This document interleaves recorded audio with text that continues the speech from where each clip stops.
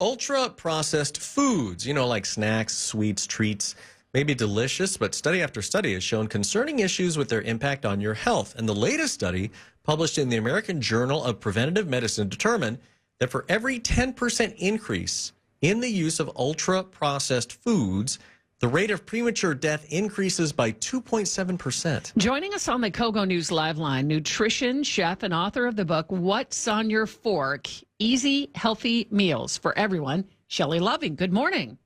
Good morning. Thanks for talking about this so important topic. I have been preaching against ultra-processed foods for so long. The kids used to just roll their eyes. It's like, Mom, quit. Give me the Oreos. Yeah. When are we ever going to realize how bad they are for us? Well, more and more studies are coming out like this, and we have, RFK talking a lot about it, bringing a lot of attention to it. So I'm just glad that it's getting the attention that it finally deserves. Would you mind if I just tell your audience really quick, what a processed food actually is? Yeah, that's a good way to start. How do you define an ultra-processed food? Yeah, this is really good because when people go to the grocery store, it's such a better picture. So I'm going to use a strawberry as an example. So you have a whole strawberry. It's in the produce section. It's an unaltered food. It is a whole, real food. Then you have frozen strawberries. So that's going to be a minimally processed food. They take the strawberry, they freeze it, they put it in a bag and put it in the freezer for you to buy.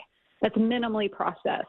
Then you have strawberry jam. That's ultra processed. They take the strawberries, they break them down, they add chemicals like preservatives, sugars, dyes, flavor enhancers, and then they put it in a jar and put it on the shelf. That's ultra processed. When a natural food has been broken down in a factory and done all kinds of things to it to make it better and easier for us to consume, that is an ultra processed food. So it's not just snacks and cookies and stuff. We're also talking everything in the dairy aisle, sour cream. All of this stuff is ultra processed. It has been changed from its natural state and added a bunch of junk to it that's making us very sick. It's amazing what these things can do to your body as well. Yeah, so my biggest thing that I teach is about inflammation. So all of these chemicals and additives and refined oils and artificial sweeteners, they're all causing inflammation in our body, chronic inflammation, the kind we can't see.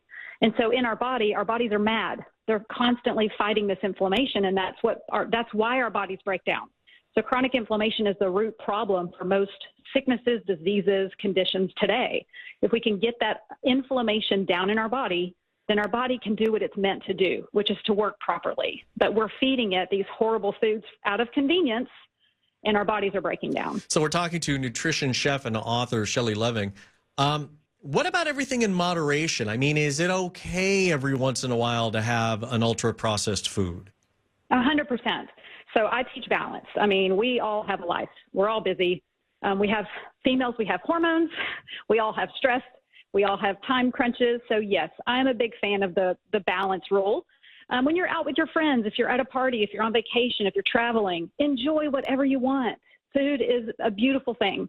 But, Monday through Thursday, when you're in the routine, you have the patterns, let's not choose these ultra-processed foods and spend a little bit of time in the kitchen making some real healthy decisions that our bodies will thank us for. Shelley, if you had to close your eyes and look at a grocery store in your mind right now, what are the worst things we could pick out to put in our cart?